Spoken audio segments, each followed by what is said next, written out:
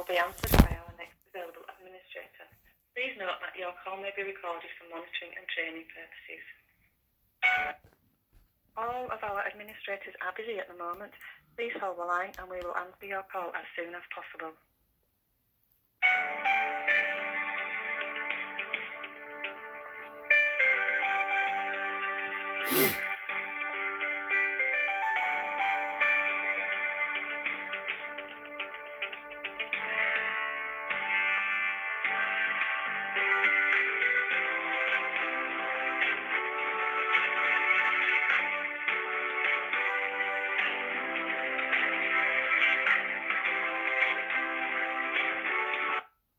Unfortunately, we are still busy. Please continue to hold.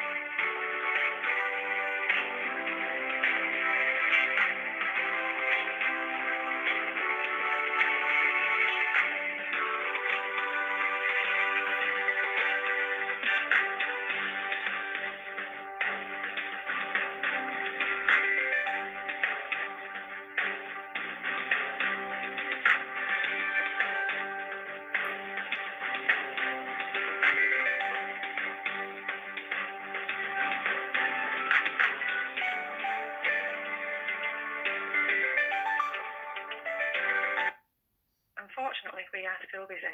Please continue to hold.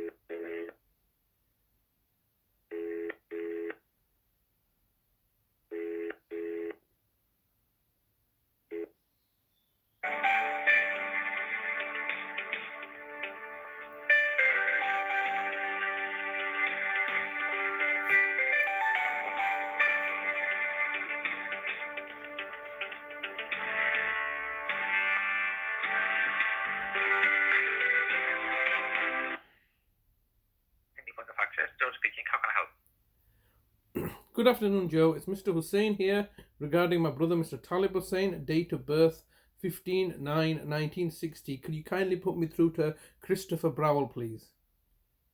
Help me. The 15th of September of 63. 1960. 60, okay. And can you tell me your brother's first name, please? Talib Hussain. Talib Hussain, okay. Just loading his record now.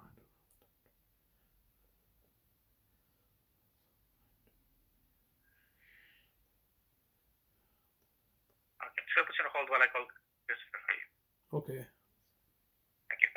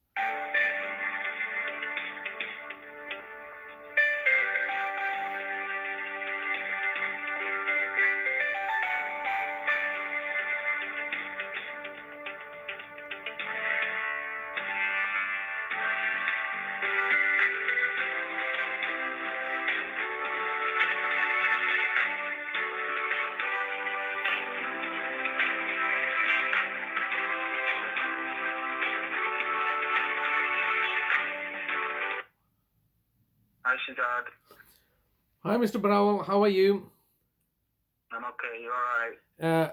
Well, no, obviously, I would like not to speak to you, and I can tell by your exasperated responses that you do not want to ideally speak to myself. But as you can appreciate, I've sent you a recent email. Did you receive that email regarding enforcement notices now? Yeah, I've received that email. I forwarded it on to Ishmael Muller. Okay. So I think he has spoken with the council tax. They have said something along the lines of that they would be able to, I think, reduce Talib's council tax liability by 50%. And it's my understanding that they said that you would need to contact them yourself regarding a reduction. Well, I mean, the thing is, I understand this. Well, thank you for doing that. But what's concerning to me is that you can reduce Talib's reduction. There's only one person that needs to pay the council tax responsibility. It's either Talib or myself. Previously, as you can appreciate, it was my mum. If 10 people are living here, 10 people don't need to pay the council tax, does they? Somebody's put both our names down. And obviously, it's very, very difficult because, obviously, as you know, we don't have a tenancy agreement here. And we're not getting any housing benefit.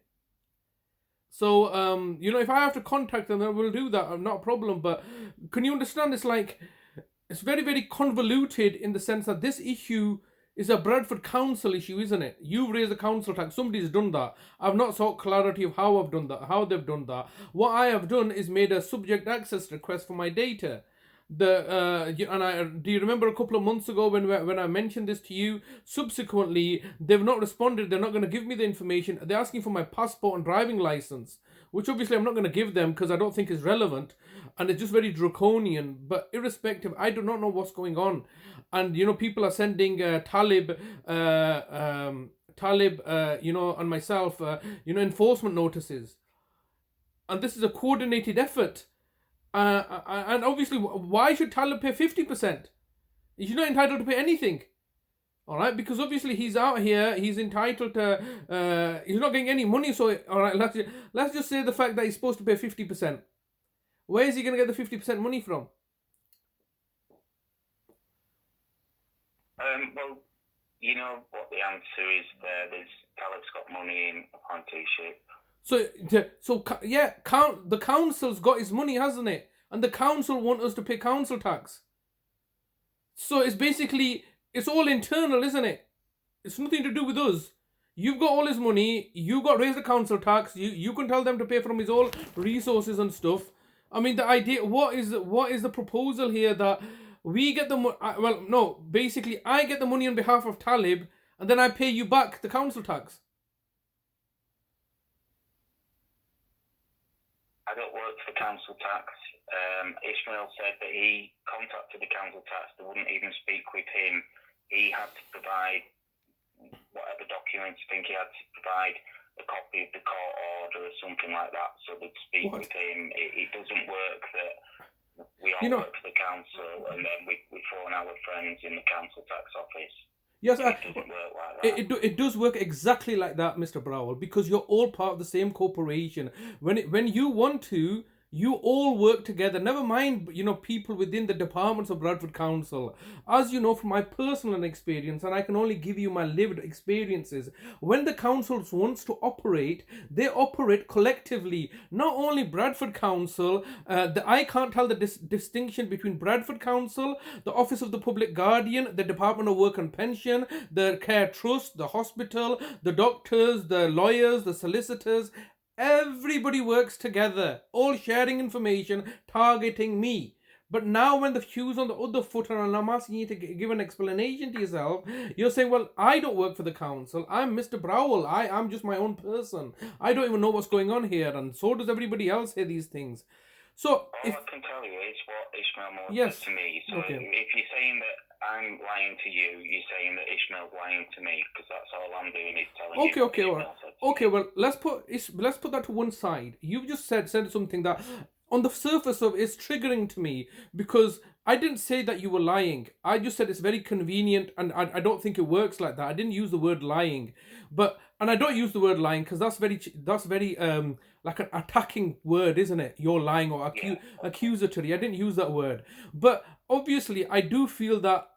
Can you explain something to me while we're on this subject? Because obviously you can't answer for Mr. Muller, you can't answer for the council, but you can answer for your own conduct and behaviour, can't you? Okay, yeah. You're only accountable for your conduct and behaviour. There's nobody else involved. Now, can you tell me this? That what authorised you to contact my brother's GP in Oldham on in April 2022? I have no idea. No, I don't know. Was it me personally who contacted them? Well, just hold on a second. Okay. Wait on a minute. Just one second, please. Where is it gone? Sorry about this, Mr. Browell. The reason is because I can't call you like dishonest or anything like that because I don't think that's right. But you can just give me an account of yourself. But did you contact Oldham Council, Oldham Social GP practice? Hello? I have no idea. It was April. It was when? April 2022? It was on the 26th of April 2020. Sorry, that's not correct. Just one second, please. It was in April. I was just reading some notes and your name popped up. And I just wanted to gain some clarity on this. Just one second, please. See if I can find it. Yes, here, I've got it here now. On the 1st of April.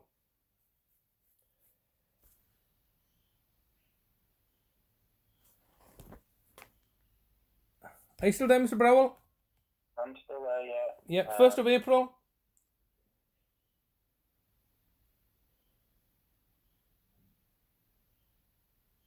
I'm not aware of contacting the GP on that day. It seems to be. I think it seems to be around the time when there were concerns about Talib's welfare. And when was that? About that time. When was that? Around the 1st of April, around that time. Pardon? Around the 1st of April, around that time, end of March. Of last year? Yes, 2022. What was the concerns of end of March, start of April last year?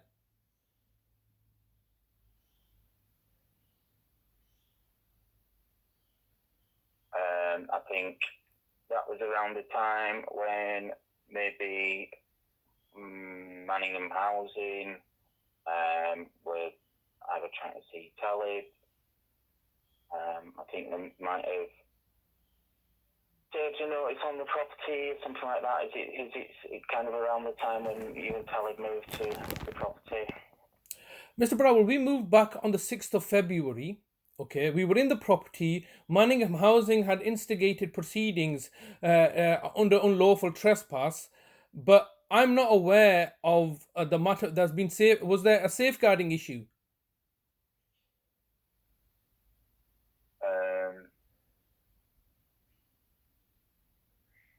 I wouldn't say there was a safeguarding issue.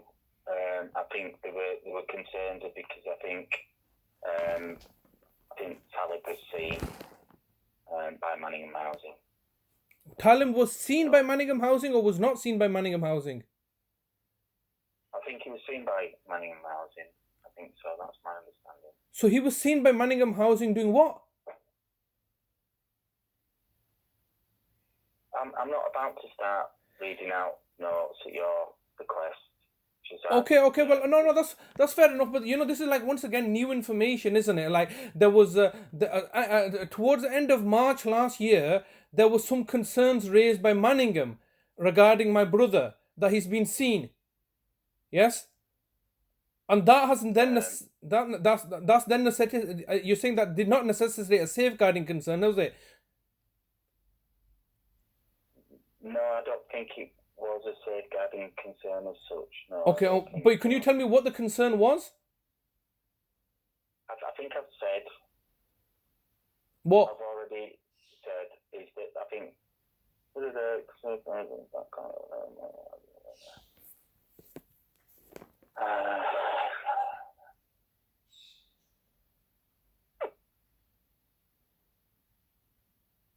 I think there were concerns when they served an eviction notice, and I think it seems like the Talib was seeing. They haven't seen Talib before. I don't think. I'm not sure. Just as I've only seen him on one occasion, and they didn't know if Talib sitting outside was like a usual presentation. I see. So they saw my brother sat outside, and they thought they had concerns that he sat outside, and they've not seen him before. From a quick read of the notes, it seems that way. Yeah. Okay, all right.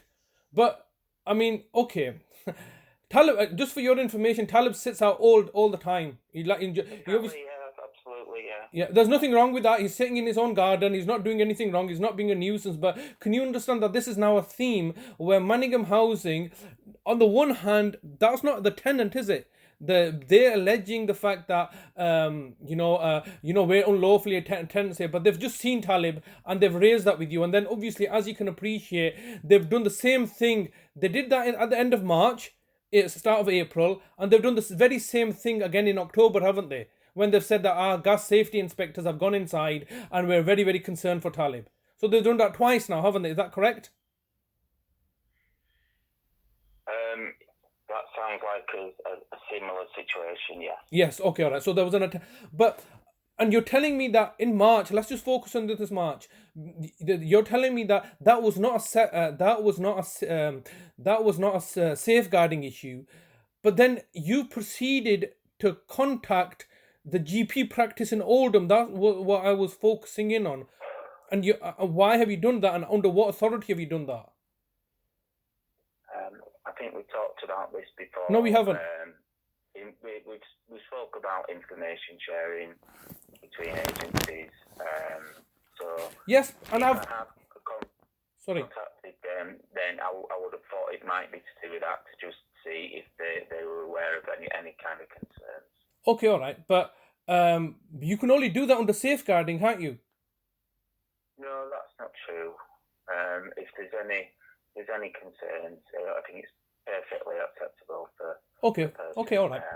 Okay, all right. To contact the GP. Okay, it's perfectly acceptable, but can I ask you to specifically look at the 1st of April when you've contacted the GP practice at 14:36? I'm not answering anymore. I'm not going around in circles. We're not going around in circles. I think I've been quite fair with you, Shazad. So yeah.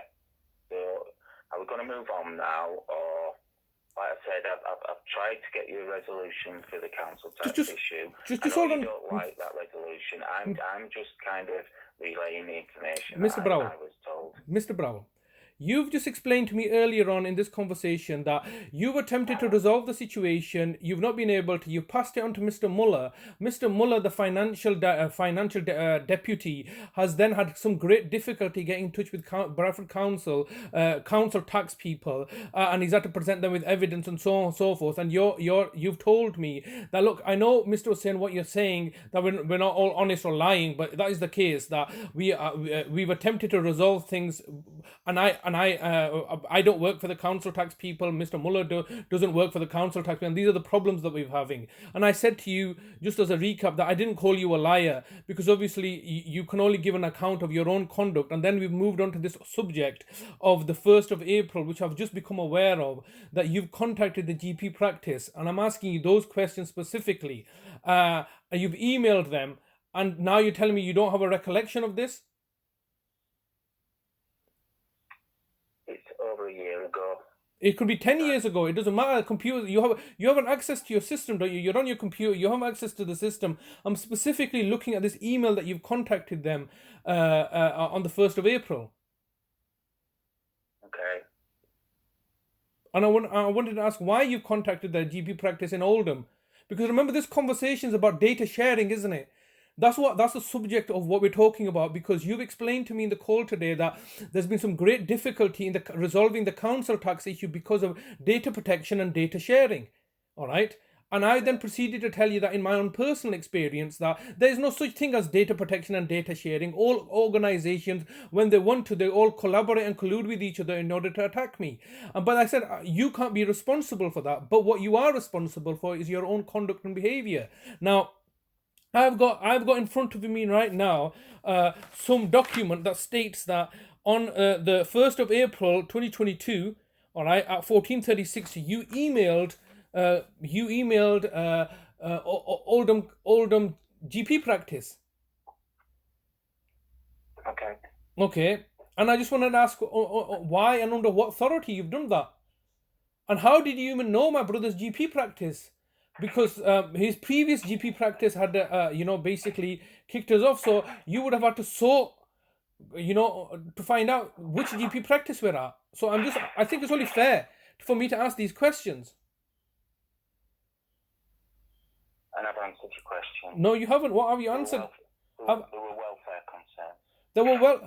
welfare concerns. There were welfare concerns in end of March because of Manningham Housing had raised something. Then how is it the fact that you've got? Sorry, go on. So you and Tyler had only moved back to Bradford, and it was trying to find out if there was anything regarding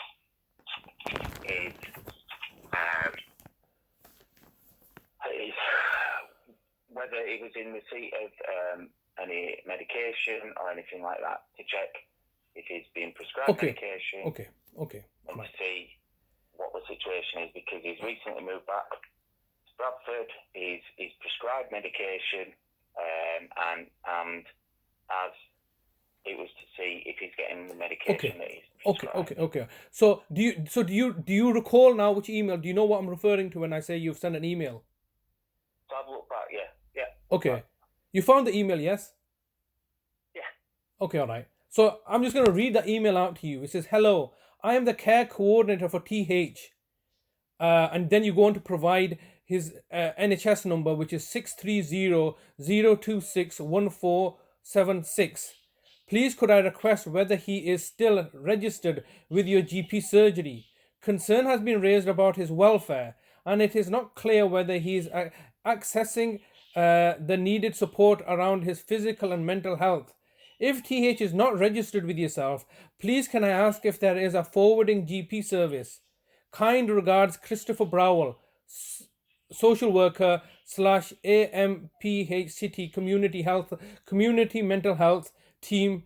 Telephone 07769247196 Christopher.Browell at bdct.nhs.uk, Horton Park Centre, 99 Horton Park Avenue, Bradford, BD7 3EG, City of Bradford Metropolitan District Council, Department of Health and Wellbeing. That's verbatim what you wrote, isn't it? Okay. Is that correct? Can I confirm that's correct? Okay, you've got information. Yeah, go on. No, is that verified? I mean, is that the information you have in front of you? I'm not an answering person. You're not an answering person. What's your point?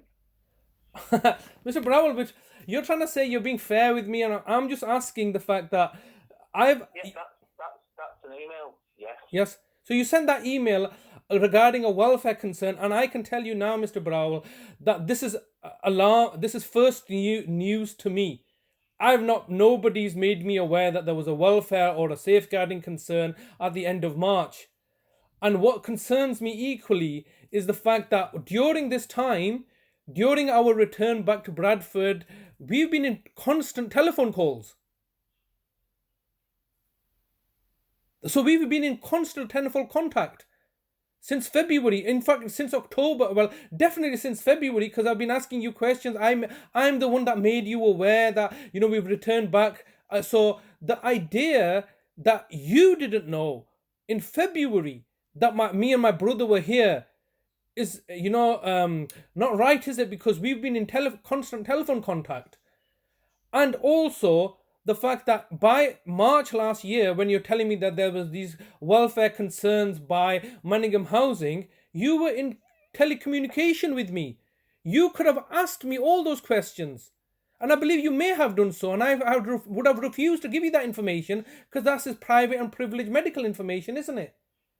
So I'm just trying to understand that why have you been felt it necessary to get in touch with the GP practice when any welfare concerns, like for example, if Talib was out and somebody had seen him there, which was raised, now you're telling me by Manningham, you could have told me, you could have asked me. And if you had asked me, if my brother, I think you may have asked me, what medication he's on. But can you understand that I was not going to give you this information? But then you saw fit to go behind my back and then contact the GPs directly through a back channel of communications. How is that? We had a conversation on the 31st of March, the day before. And I explained to you that as Talib's care coordinator, that is my role to monitor Talib's welfare. Okay. I asked you how Talib was coping recently. You said that Talib appears withdrawn and experiencing difficulties from the bereavement of his mother. You said that Talib is not speaking very much and has lost weight. Shahzad's opinion is that Talib does not require support from CMHT, but instead needs an LA social worker, that does not also work for CMHT.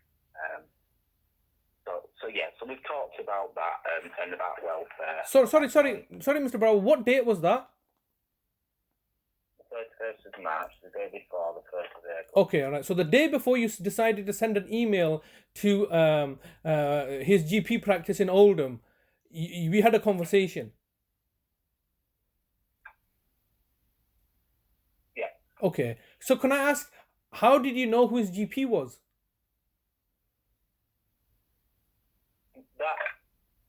I don't know. Okay, because you've managed to get an email address there, because obviously it's gone onto his medical records, and that's obviously the reason. The reason I'm having this conversation with you today, Mr. Browell, is that I've got his medical records in front of me now. All right, which the GP practice have been very, very reluctant to give me. All right, since last year. And this is one of the reasons that they've been reluctant to give me this information, because effectively by you calling them up and you telling them this situation, they're no longer our GP or Talib's GP. They're working for you, the council's best interest. Because they're not working for us anymore, are they? Because they're not working for me. They're not working for Talib anymore. They're not providing us with any services. They are actually effectively not in a position to provide us with any services because of the fact that it's this aspect of, interference with the GP practices that you, the council, consistently do, which has now left ourselves in a situation where I can tell you now that Talib has not had any medication. All right? And I'm confident I can tell you that information now, which I would not tell you ordinarily, is because you can assume that, can't you? You can understand now that my brother's not got any access to the GP practice. You've contacted the GP practice. So has Vicina Brown a month later in May. So this was in the start of April. In May, Vicina Brown has contacted the GP practice. The GP practice has once again been very open and transparent with you people, telling what medication he's on, what's happened. And remember, I remind you that this is at a time in end of March, April last year, he had a hospital. He ended up in hospital in February. You didn't have any concerns then when he's ended up in hospital, because you try to force him to have a capacity assessment, and he's ended up going to A&E. A month later, when he's back home here in Bradford, the Manningham Housing have told you, oh, we've spotted Talib back in Bradford. Okay. And so they're acting as your lookout posts. Why? What possible reason could there have been for Manningham Housing spotting my brother in the garden and then escalating that with you? If it was not the case that, as far as you were concerned, that you, the council, believe my brother was in Oldham because he went to hospital in Oldham in February. So clearly there is a information sharing going on there, isn't there?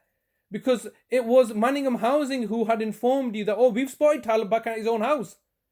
That's not a welfare concern. That is a lack of information concern. Because as far as Bradford Council were concerned, when they attempted to force my brother to do a mental capacity assessment, he's ended up at a hospital in A&E in Oldham. So you then assume that because it's February he's in Oldham, he's going to stay in Oldham. And then in March, Manningham Housing have, effectively acted as your informants and informed you that, oh, we've actually spotted Talib back in Bradford. So then that instigated you, like ringing me up and asking me these forthright questions. And I was open and transparent. My brother lost a lot of weight. He's obviously going through the bereavement process, which we're both still going through. Now, then subsequently, you, the council, saw fit to contact his GP practice in Oldham, leaving your telephone number, which, as you know, Mr. Browell, I've never contacted you on your mobile number, but you've been quite happy to leave them your mobile number, not asking them to go through the, Bradford District Care Trust, effectively opening up a channel between you and the hospital, the GP practice. And then when I've asked you these questions, you've been very cagey about it in the past. Now you can't deny it because I've got the information in front of me. But the reason I'm making these points, Mr. Browell, is this. Manningham Housing are quite happy to share information covert information relating to me and my brother and our situation and any concerns they have to Bradford Council. Bradford Council are equally in a position to share their concerns and issues and, acting in the best interest of Manningham Housing. You're able to do the very same thing. You're able to escalate your concerns to Oldham Council, West Yorkshire Police, Greater Manchester Police, and have this coordinated effort. But when it comes to you dealing with your own department, the council tax department, you're telling me, oh, we don't have the authority to do that. That's why I think it's very, very disingenuous. And I'll say this, you are all a bunch of lying criminal hypocrites that have murdered my mother and brother and father. And now you're just running around in circles. So, yes, of course, I'm bringing that to your attention because on the one hand, we're having a cordial dialogue. I'm trying to have a cordial dialogue with yourself. I understand that, you're trying to do your job. But the bottom line remains is that you are actively acting as an agent for the council because you've contacted our GP practice. And effectively, the net outcome of that is the fact that our relationship with the GP practice has now been sabotaged. You can't just say, oh, well, go to another GP. What's the difference? We've gone to 5-6 GPs in the past. Nothing stops you from colluding and conspiring with them and saying, and I'm quoting here, Vicina Brown, do you know about Shazad? Do you know what he's done? Do you know that he's gone to jail for fraud? All right? Sabotaging any kind of relationship I can have. So you're quite happy as a council to interfere and interfere and give people information, which I've also got a recording of as well. Vicina Brown, colluding, conspiring with the GP practices, leaving us now in a position where we effectively got no access to any healthcare. Because in the background of anything and everything, what you're doing in the background is colluding and conspiring with the NHS. No doubt, this is Mr. Mark Trewin, who works now for the NHS, seconded there, who's pulling strings in the background to our disadvantage. So, of course, it's very, very frustrating when you're trying to give me this gobbledygook about, one department in Bradford Council does not have the legal authority to speak to another department in Bradford Council, which the net result is that it's in our financial interest where we're screwing you guys over for £2,000-3,000 in council tax. We can't even talk to each other because we don't have the authority to do so. So when it's in your financial interest, you'll even close your eyes and say, look, we can't even see anything. We're completely blind to what's going on. But at the same time, when it's in your interest, you will quite happily all jump into bed with each other. All right, and then you're telling me that, I'm being very patient and understanding with you. You're not being anything like this. We are suffering as a consequence of your malevolence. And when I say I'm talking about every one of you colluding and conspiring with each other to, put us into this situation. And now you're telling me that, oh no, I don't know what's going on here. this idea, Mr. Browell, that you are oblivious to what's going on here, and and telling me that although Mr. Hussain, you might believe everything, I don't know nothing. It's not correct, is it? When I've got evidence in front of me showing me that since last year you've been having a back channel of communications with the GP practice. Effectively, these are on his medical records now, and you're telling the GP practice, oh, he's back in Bradford now. Can you tell me how it transpires that in March last year, Manningham Housing see my brother at his house here in Bradford? That information that gets escalated to you at Bradford Council. That information then gets escalated to the GP practices on Oldham and has now ended up on his medical records that I now have in front of me. What's that, sorry? Was I just like sending a speech there? Did you just zone out? No, I just didn't catch the question. Okay, well, my question is this then. How is it that in March last year, you've just told me that Manningham Housing had spotted my brother sitting in the garden? So that information you accept was relayed to you last year, yes? Yeah, I think it might have been me that's called Manningham Housing. I'm not sure if they've contacted me or I've contacted them. Okay, and why did you contact them last year in March? I believe it's to do with you moving to the property. I think you maybe mentioned that you'd mentioned that they'd notice or to find out what the situation was. Okay, so once again, you've quoted me from your notes, and now you're just trying to recall from your memory. I mean, it just seems very odd to me that you would contact them, because if you had contacted them, why would you not support our staying here at the house?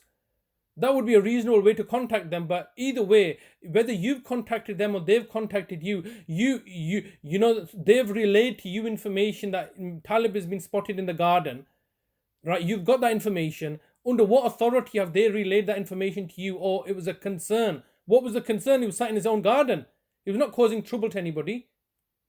The thing is, Shazad, is that I've been allocated for 3 years now. I've seen Talib once. So I have no way of checking if Talib's okay, other than what you say. So for that reason, anything could have happened to Talib. So if I speak to someone who's involved in his housing or his care, and I say, have you seen Talib, to see if he's okay, I think that's quite a reasonable thing. Okay, but is that what happened? Pretty much, yeah, I think so, yeah. Okay, all right. Because obviously, as you can appreciate, there's a narrative that's been created. So that was in March. So you said before I could speak to Shagufta. Yeah. You said before Yes. I could speak to Adala to see. Yes. Because, you know, I'm not able to see Talib. You said that I could speak Yes. to people. Yes, of course you I can. could speak to your neighbours. Yes, of course. And when did I give you that permission? Was that not later on in the year, around about October and November? Yeah. But I'm not sure it's really your permission to give, but all I'm saying is that you can understand the reasonableness of that. Okay. The thought process behind that. Yeah, sure, I can understand, because there has to be a fundamental, concern regarding safeguarding, and that's you as the local authority have to fundamentally believe there's a real possibility of risk to life and limb, isn't there? And in these circumstances that you're trying to contrive a situation like this, but none of them exists, does it? I mean, I've also put no noted concerns about yes, physical. Yes. But this. Can you understand? I've been unbiased. I've been reasonable. Yes. Okay. You've been. You don't have to dissect it. You don't have to go over it with a magnifying glass. I do. Unfortunately, I do, because you know why? Okay. It's all understandable, reasonable practices, but can you understand, Mr. Browell, that I'm not some a paid judge who's on the council's unofficial payroll, who you can appease by giving some simple sentiments to, and the judge will say, I agree with you, Mr. Browell. You are a professional, and you know I'm going to take your word at its face value and know the fact that you're not acting with malevolence. I'm not that judge, and I do take things under a microscope because of the actions that you, the local authority, have been committing, heinous actions that you've been committing against me and my family, and are continuing to do so. Now, you just mentioned here that I've been Mr. Hussein, your brother's care coordinator, for 3 years, and I've not seen him, all right? And I've only seen him once. And you believe that you have a right to see my brother. But yet, conversely, the mother that bore me and raised me and brought me into this world, and you know who I was a carer for, I did not get a chance to meet her and see her. So you, the council, prevented that. All right, you, the council, said that I can't even see my own mother. My own brother did not get to see his own mother when she died. We did not even attend her funeral. So, you know, when you say these things, that you're doing things that, you know, are all above board, and I don't need to put them under the microscope, I think that's disingenuous of yourself, because quite clearly you, the local authority, are doing things that are effectively for your own interest, for your own to protect your own reputation. And so ultimately what you want is that you're trying to create a situation where I am physically abusing my brother, and so then you can come and take over the responsibility and say the fact that you are, you know, acting in Talib's best interest and I am the villainous person. Now, one of the reasons that I asked for these medical records is that I have gone to Talib's GP practice in 2014 and I said I'm going to murder him. And no, you didn't do anything then. You didn't have any concerns when I was telling you I was going to murder him. I went to the GP practice, told in February 2014, and told the GP practice I'm going to murder my brother. Nothing happened then. Subsequently, when he was in hospital in March 2014, in front of your manager, Nadia Khan, and social worker Dr. Shaukat Ali, and social worker I can't remember his name now, Deepak Patel, I said, if you turn my brother into my care, I'm gonna kill him. And lo and behold, Mark Truin came and dropped him off in my house. And then when I wrote to Mark Truin and told him I've taken a kitchen knife and slit his throat and my mother's throat, and they're lying in a pool of blood in the kitchen, you then got the police involved, realized that nothing's happened, and had me arrested, and then had to let me go because it was all rubbish. So it seems very much, Mr. Browell, that you, the local authority, and the District Care Trust are mandated to look out for the people and the citizens that you're meant to serve. But in reality, what you're doing is you're just acting negligently and with neglect, and allowing people to suffer and die. And you're taking some sick sadistic pleasure in this. That's what it seems to me. So unfortunately, in order for me to protect me and my family's interests, I am analysing things, and I'm trying to get to the bottom of what's happening here. Now, I'm just reminded of the very fact that you yourself was in the newspapers regarding this Winston William, who just killed himself. And I think that you're trying to set us up to do the same. You've not suffered any consequences to that. The council have not suffered any consequences to that. The District Care Trust has not suffered any consequences to that. Unfortunately, the person's lost his life.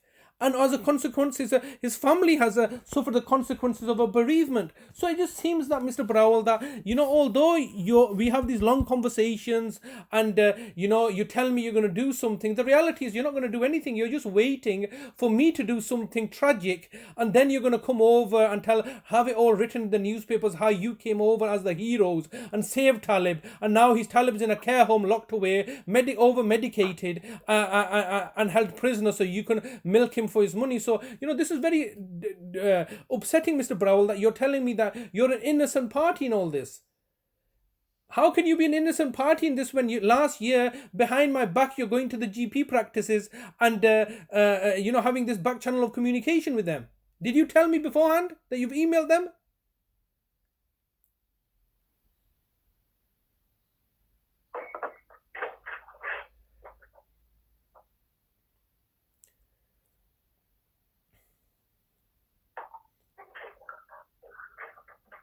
can understand, as I said before, I've only seen Talib on one occasion. So yeah, okay, Mr. Browell, yes, it's true. You've only seen Talib on one occasion. All I've got to go on is what you tell Yes, me. it's true. And why don't you believe me? Why do you see? I don't believe you. Yep. Why won't you let me see him? Because okay, all right, okay. Why won't you let me see my mother when she was dying? And number one, and number two, and you know what? And you know why, Mr. Brown? Let me answer that question. Let me answer that question for you.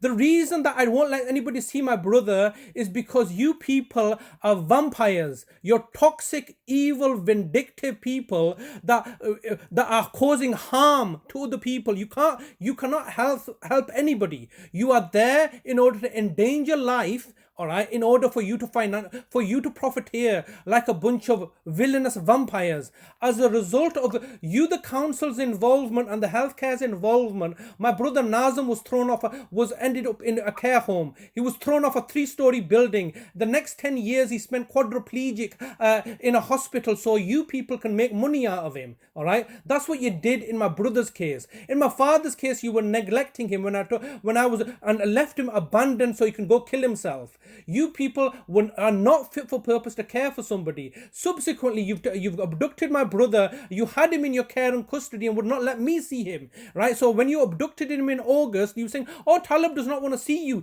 You had him in your control, care, and custody, and were preventing me from seeing him. You subsequently then looked to remove me as his nearest relative, so you could keep him in your care and custody. The reason I am not letting you see my brother because you people are dangerous.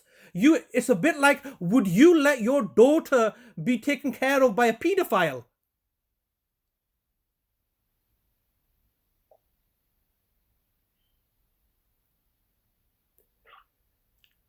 Are we ending this phone conversation? No, I'm asking you a question. You asked me a question. Why won't you let me see him? What benefit does it have for you to see my brother? Why? When you did see him, he asked you, you did see him once on that one occasion that you saw him. He says to you, "How much money have I got?" And you can't even tell us how much money you, the council, have stolen off him. So, with regards to the council tax, I think you've got till the 25th of July. So they're putting it on hold until the 25th of July. Putting what on hold? What is owed on the council tax. Where are we going to get the money to pay the council tax? You tell me this. Where are we going to get the money to pay the council tax? Considering that you left... Pardon? You know the answer to that. There's money in the policy. Yeah, so...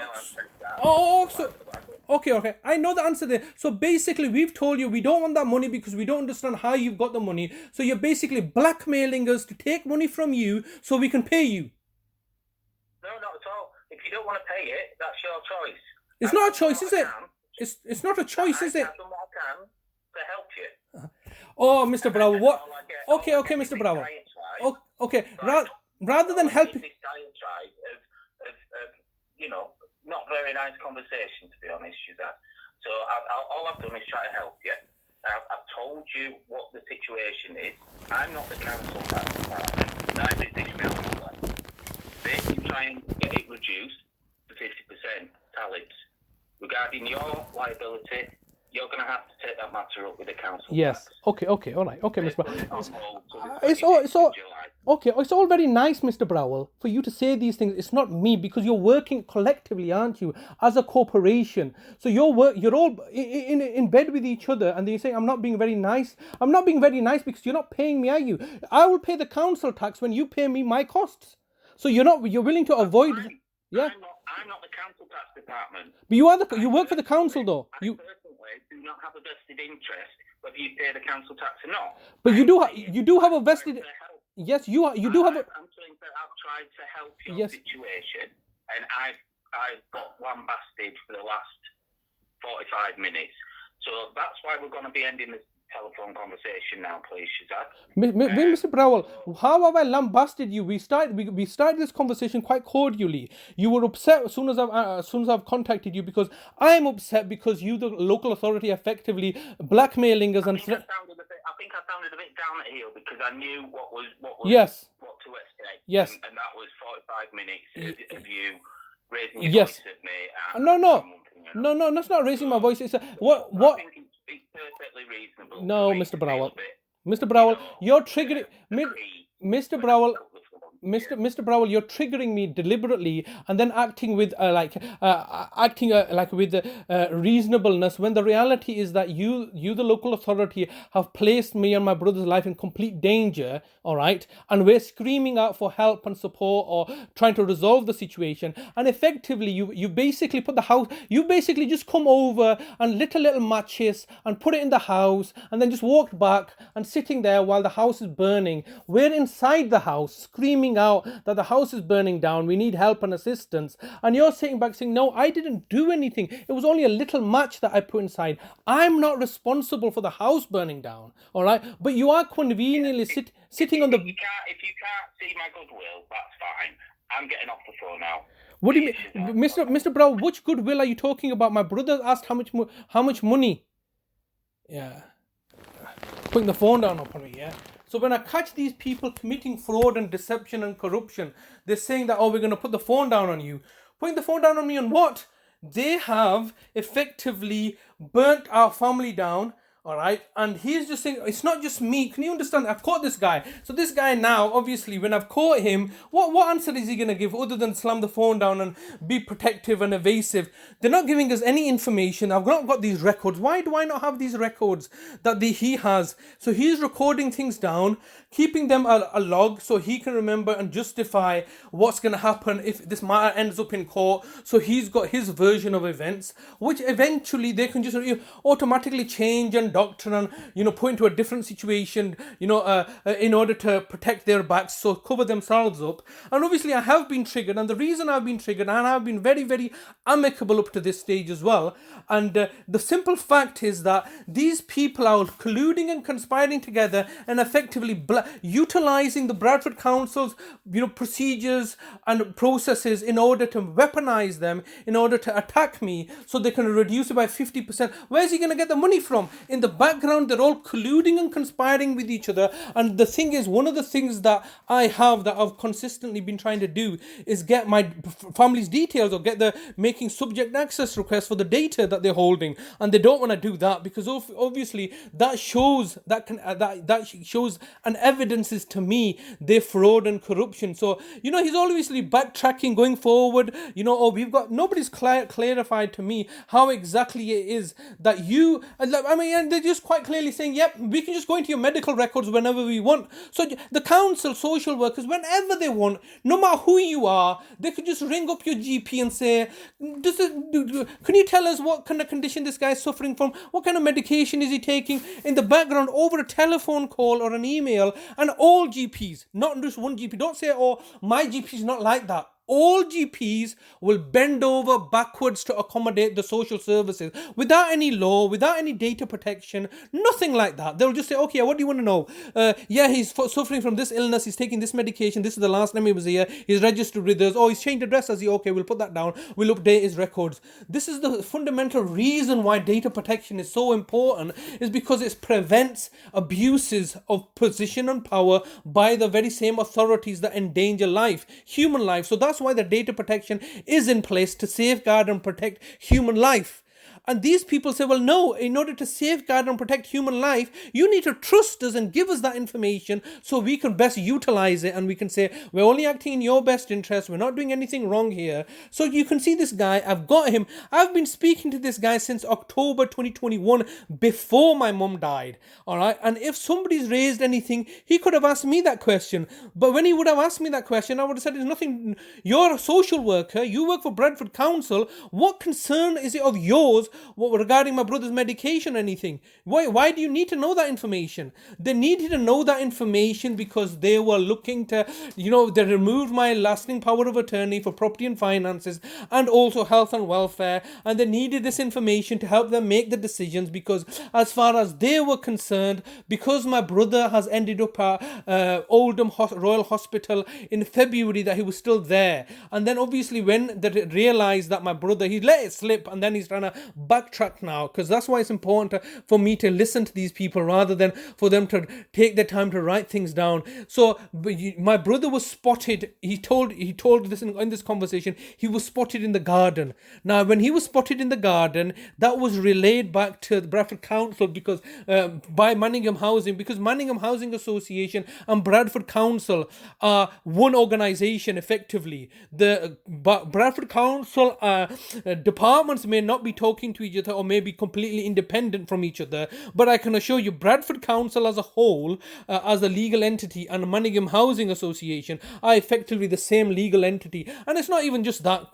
In my personal experiences, all the judges, the courts, the barristers, they all collude. They all work on the same rhythm, the same rhyme. They all work in collaboration with each other. And the only way you can see that is because if you make a subject access request. I made a subject access request. I've got access to my brother's records, which they have been desperately trying to suppress all last year because they were hoping that they would be able to pursue a welfare case and abduct my brother. They've not been able to do that. I've got his records in front of me. On the 1st of April, he's contacted the GP practice behind my back, clandestinely saying, I'm his care coordinator, all right, a position that Bradford Council has, not a healthcare authority. Contacted the GP practice, given them an email address that does not say Bradford Council on it, but that says bdcdnhs.uk. So he's given them his NHS email address. Now, why has he got an NHS email address? The NHS is basically one of the biggest prostitutes that ever is. They don't know what the hell they're doing.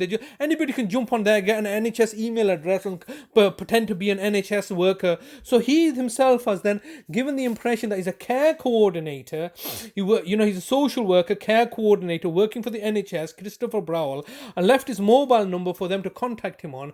I've now caught this guy and he's saying, oh, you can't understand the goodwill that I've done and all the good hard work that I've been doing, whilst in the background acting as an agent for the council, effectively looking to make us homeless. He did not write. I told him to write a letter to Manningham Housing in support of us staying here. He didn't do that, did he? And the reason he didn't do that is because he knew that his managers had told him, don't do that. So he himself is just a puppet on a string, not doing anything himself. He's being fronted. What he's just really doing, he doesn't do anything. He simply tells his managers, look, this is what should I do? What should I do next? So he's basically a bot, or basically just a bot controlled by his managers, who are themselves having anonymity because it's not anybody else other than him that's doing things. So do you want to tell me if there was a concern raised by Manningham, they would have been raised to him? Do you think he wouldn't have got clearance from his managers beforehand, particularly Vicino Brown? Right? They all work. They have multidisciplinary meetings together.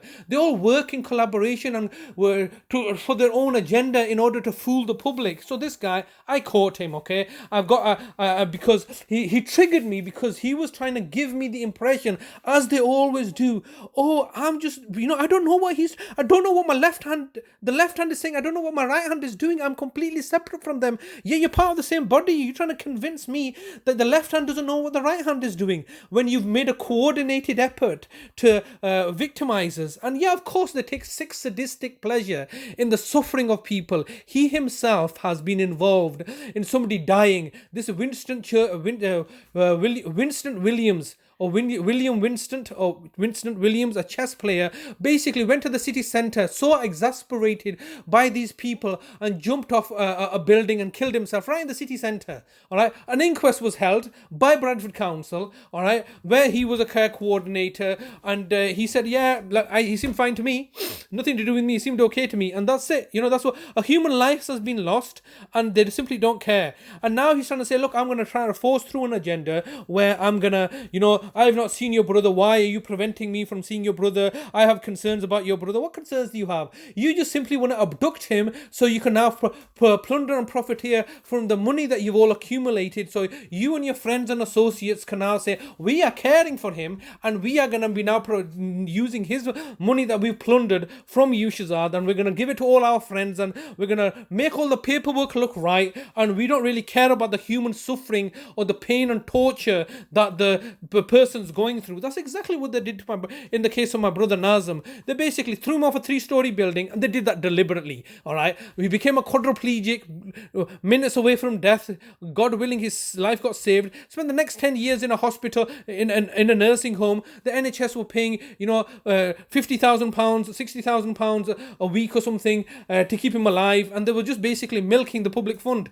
My brother, and you see how they say that, oh, we're the good guys though. We're the good guys. We're looking after him. Yeah, you're getting money. You're getting public money. The public are being screwed over. Their money is being exploited in order to fix a problem that you've created. And now he's saying to me, why won't you let me see him? Well, why don't you let me see your little daughter? All right, or why don't you let a paedophile let you see a 6-year-old daughter? All right, because I'm trying to protect and safeguard him from you people. They use these words, safeguarding, best interest. They're just words to these people, because those are the words I would use to say, look, I'm safeguarding my brother from harm and neglect from my own siblings, and particularly from you people that can't do your jobs properly, and from the doctors and the GPs and everybody else. So I'm saying these things to these people, and they use the same words that, no, we're the professionals, we're independent, we're just doing our jobs here, and effectively they're screwing us over. He came down one time to see my brother. My brother spoke to him and said, how much money have you stolen of mine?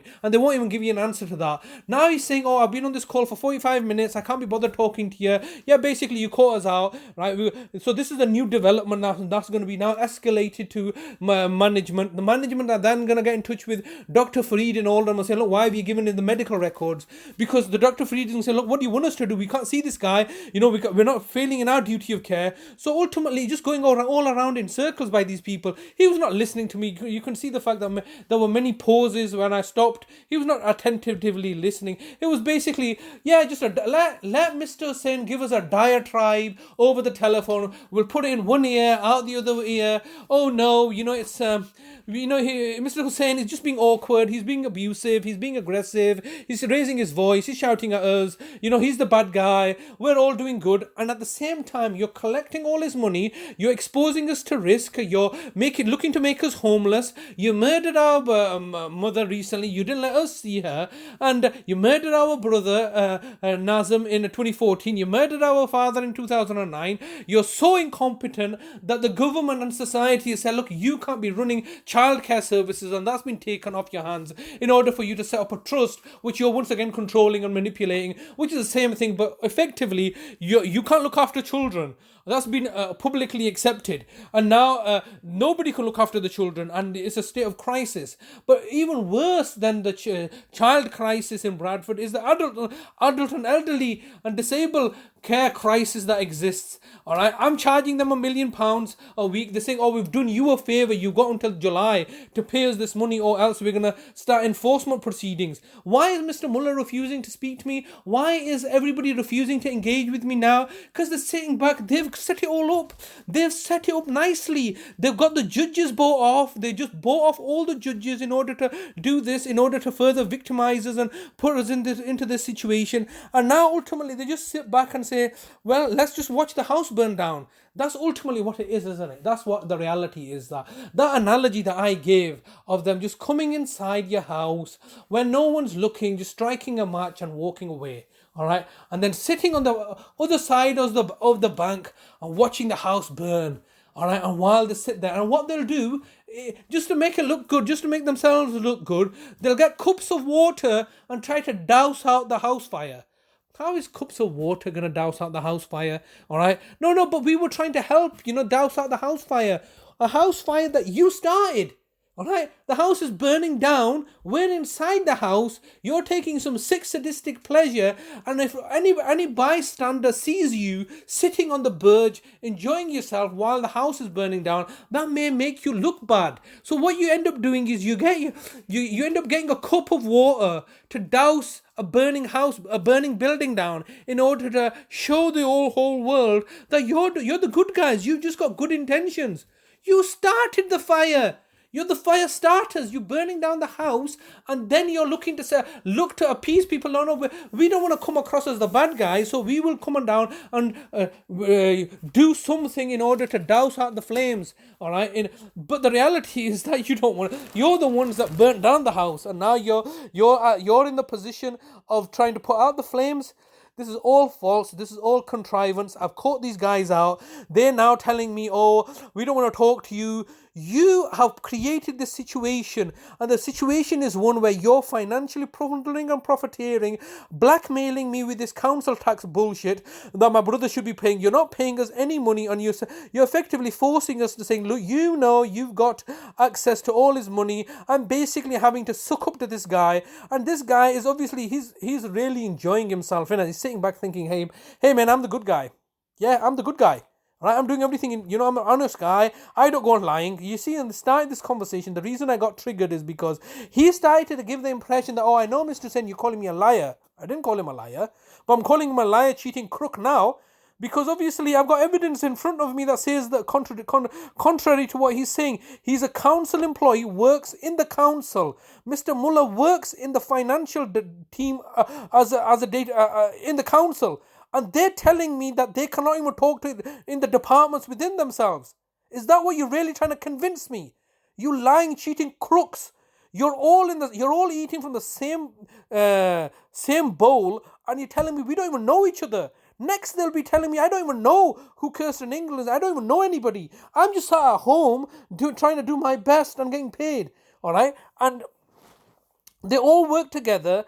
And then, when you tell them, oh, that's a different department, they're all under one roof, aren't they? They're all under Kirsten England, who's going to leave. They're all under the same directors. They're all being controlled and manipulated by Mark Trewin. And everybody's got their own career and jobs ahead of them, protecting themselves. And then they give me the impression that, oh, no, we're all so honest. We are just professionals. We are paid to do a job. We have honesty and integrity. You should trust us because we've got a really long title.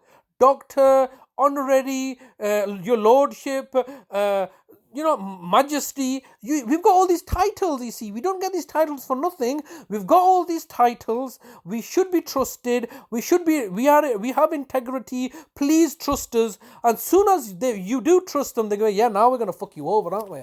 Yeah, everybody trusted the coronavirus vaccine, didn't they? Right? Everybody trusted the coronavirus pandemic and the vaccine. And now it's all turned out it was all bullshit because if it was real, then why was Boris Johnson disregarding all the advice and partying Downing Street? Because it was all bullshit. This is just a further extension of that bullshit that I'm experiencing. And it's all collusion and conspiratorialness. And they're saying, oh, they're effectively utilizing my brother's illness to they're commoditizing it for their financial benefit. An illness that they created. They create the illnesses, they then commoditize the illnesses, and then they financially benefit from the illnesses, and then they come out the good guys as they're trying to cure the illnesses. You see how this freaking works, how this scam works? Create the problem, and then, provide the solution. All right?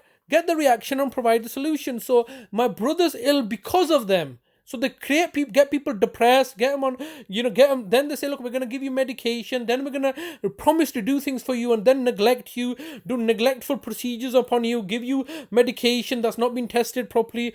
In my brother's case, they made him ill deliberately. Then now that he's ill, they're then saying, we're going to try to help you, trying to give him, trying to make money out of it by commoditizing his illness for their benefit. And then they're the ones that are going to profiteer from it. So I've taken that model and said, well, I did not create this illness on my brother, but if you can commoditize his illness for your benefit, then why can I not commoditize it for my benefit? And that's all I'm doing. It's just that I'm charging a lot more money because obviously I understand the legitimacy of my rights and the illegitimacy of their rights to commoditize my brother. They're making him into a private property. They're taking his citizenship rights, effectively his name in as a citizen, and utilizing his citizenship and plundering plundering financially for their own purposes, like vampires that they are. So that's what they're effectively doing in my brother's case. And I'm saying, well, if you can do it, so can I. And all I'm doing is commoditizing his illness for my benefit. And they don't like that. They give it, no, only we have a license to commoditize illnesses because we've been approved by the government and we've got votes. We've tricked everybody into voting us into power. So only we have a license basically to financially plunder and profiteer and act like racketeers and gangsters and bully and intimidate. Effectively, what they're saying is that we have a license to commit crime. You do not have that license. So you can't commit criminality. You can't rape and murder and plunder and profiteer and pillage. This is our license, which has been sanctified by the members of the public and the community that has voted for us. And so we only have a right to plunder and profiteer, and you don't. And you have no right. But I'm not looking to profit and plunder from the people. I'm looking to profit and plunder from the very organizations, and they don't like that. And now look, the guy just slammed the phone upon me. What am I supposed to do here? He's basically telling me he's going to write a letter out to us. Basically, they're all sitting pretty while we're suffering. My brother's suffering, I'm suffering, and then they're all collude and conspire together. The GP practice and says it's going to say, oh look, he's a bad guy. They've already got Dr. Rashmi Dixon, who's his partner, or at the care trust, bad mouthing me and stuff. So everybody's bad mouthing me, everybody's putting me down. They're all colluding and conspiring together, and they're all collecting evidences in order to substantiate some future date when they're gonna lay upon me. Right now they're sitting back on the fence watching the house burn down, watching Rome burn, while they sit back and watch everything, and then gonna come in when the crisis happens, which they know is an inevitability. I cannot survive on this money that they've given me. I cannot pay these council tax bullshit without that they've leveled upon us. This is absolutely horrendous. This is absolutely horrendous what they're doing to us, and yet everybody in the council sitting back pretty, rubbing each other up, saying, "Oh look, aren't we doing a wonderful? No, yeah, we're doing a wonderful job. Yeah, you're doing a wonderful job. Oh no, thank you. We're gonna have a ceremony now. Let's have an award ceremony. Let's award each other so we can spend the public money on a banquet. Get a good belly full at public expense. Get a good night out. Go for an award. It's just all using the public money to go for award ceremonies and stuff, while the real people, my brother, other vulnerable people, are suffering, starving and dying to death. And they'll say, no, but we tried everything, and it's the government's fault for not giving us more power. Not giving us more power, not giving us more rights, not giving us more licenses. And the bottom line is that they are effectively doing all this stuff in order to, quite ruthlessly financially profit, pirateering, I think it's called, pirateering, so they can financially profit from our misery. They've created an economic model that allows them to financially benefit from misery. So they've created an economic model from misery. That's the way that they've done it. They've created a model that allows them to make money from misery. Now, how difficult is it to make somebody miserable? Conversely, how difficult is it for make somebody happy, smiling and laughing? It's very difficult to do that. To make somebody laugh, you have to tell a joke that's funny. You have to be able to, it requires a lot more skill, a lot more effort to make people happy. All right. And it doesn't require any effort, or not as much effort, or is straightforward to make somebody miserable. Just take a baseball bat and smash it in their face, end up the guy's miserable. All right, or find other ways to induce some misery. But effectively, they've created a system and designed it as such that while they're doing this, they're creating misery, making money out of it, and that yet the public are all blinded by the illusions that they set forward. And so that's what this guy has done. He's like basically slammed the phone upon me so he can then go away and say, look, I did everything right. I'm just one guy. I don't control everything. He kept on saying, I'm not the council tax people. But you work for the council. Oh, but I'm not this person. But you work for the council. You're all one person. You're all working under the same umbrella, aren't you? And so they keep on telling me this, spiel that they all, the good guys, they're all here to, do their jobs. All they're doing. And Mr. Hussain, you're the problem here. You're the aggressor. You're abusive. You're this. You're that. What? In this call, okay, I've raised my voice. To express the fact that I've been triggered by this guy. And the reason I got triggered is because he's telling me that he's not a liar. He's not a liar when in my face is bullshitting me. I've just presented him with some evidence now that he had contacted, and I've got his number here. Yeah, his mobile number, which he was trying to hide. They're all hiding their own mobile numbers, hiding their names. Want to have privacy and anonymity, have the right to human rights to privacy while at work, while screwing people over. They want to have a right to anonymity and protection from the law, because obviously what they're doing, they know what they're doing is criminal. They know they're causing suffering, pain to the people, but they need to be protected. The police are there. The West Yorkshire police are not there to protect the community. They're not there to protect the ratepayers that pay their wages. They're not there to protect the tax people that pay their wages. No, the police are there to protect themselves and their partners and associates, Bradford Council social workers. So the social workers need to be protected from members of the public, and the police are there to protect them while they, from that behind the corporate veil, commit acts of atrocity. I mean, my case is bad, but not as bad as, stealing children away from their mothers, and the police there utilizing the police to do that. So it's very malevolent and corrupt, and this person is all part of it, and he's just trying to say you cannot see my good intentions. What good intentions have you got? You I've told you, withdraw from here, withdraw from this case, so my brother can deal with Bradford Council on its own, rather than having to go through the switchboard as I've had to go through today. So they put me into this situation. They trigger me. They've stolen all our money. They've basically screwed us up, and then they just sit back laughing all the way to the bank while the human suffering continues. And when something should happen, they'll just say, we're sorry. Yeah, look, lessons will be learnt.